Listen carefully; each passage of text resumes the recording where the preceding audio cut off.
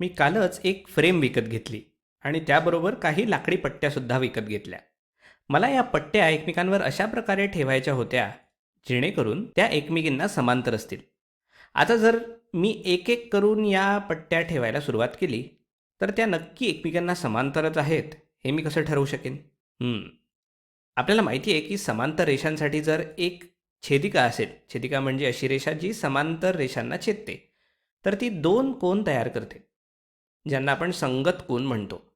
जर रेषा समांतर असतील तर हे संगत कोन समान मापाचे असतात. जर आपण इथे नीट पाहिलं तर हे कोन रेषांबरोबर मिळून एफ या आकारासारखे दिसतात आणि असाच एफ आकार आपल्याला इथेही पाहायला मिळतो.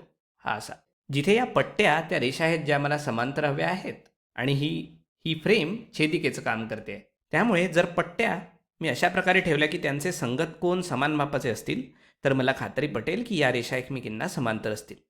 म्हणजे मला फक्त एफ आकार शोधायचा आहे आणि हे पाहायचं आहे की संगत कोन समान आहेत. आता हा एफ आकार नेहमीसारखा एफ, उलटा एफ किंवा फिरवलेला एफ असा असू शकतो. थोडक्यात कोणत्याही प्रकारचा एफ आकार असू शकतो, पण दिलेल्या रेषा समांतर आहेत हे ठरवण्याचा हा एकच मार्ग नाही. याचे इतरही मार्ग आहेत. चला इथे पाहूया. समांतर रेषा आणि छेदिका यांच्या बाबतीत या कोनांना आपण आंतरव्युत्क्रम कोन म्हणतो. जर रेषा समांतर असतील तर आंतरव्युत्क्रम कोन समान मापाचे असतात आणि इथे हे आंतरव्युत्क्रम कोन झेड या आकारासारखे दिसतात. त्यामुळे चला इथे झेड आकार शोधूया.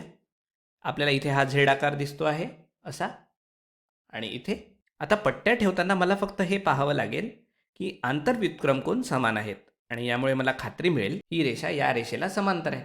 पुन्हा एकदा झेड आकार नेहमीसारखाच त्याची आरशातली प्रतिमा किंवा उलटा फिरवलेला कोणत्याही प्रकारचा झेड आकार असू शकतो. त्याचप्रमाणे आपल्याला माहिती आहे की समांतर रेषा आणि छेदिका यांच्यामुळे हे दोन कोनसुद्धा तयार होतात ज्यांना आपण आंतरकोन असं म्हणतो. आणि जर रेषा समांतर असतील, समजा मी या कोनांना ए आणि बी अशी नावं दिली, तर या कोनांच्या मापांची बेरीज 180 असते, म्हणजेच 180 अंश. आपण या कोनांना पूरक कोन असंही म्हणतो. म्हणजे इथे हा सी आकार तयार होतो. त्यामुळे पट्ट्या ठेवताना मला इथे फक्त हे दाखवायचं आहे की या दोन कोनांच्या मापांची बेरीज 180 असली पाहिजे.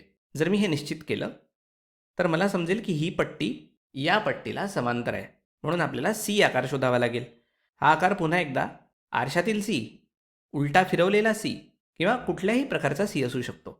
थोडक्यात सांगायचं झालं तर जर आपण एफ आकार शोधला आणि आपले संगत कोन समान असतील तर आपल्याला समजतं की रेषा समांतर असतील. त्याचप्रमाणे जर आपण झेड आकार शोधला जिथे आंतरव्युत्क्रम कोन समान असतील तर आपल्याला समजेल की रेषा समांतर असतील. आणि शेवटी आपण सी आकार शोधू शकतो. जर आंतरकोनांच्या मापांची बेरीज 180 अंश होत असेल तर आपल्याला खात्री मिळते की त्या रेषा एकमेकींना समांतर आहेत.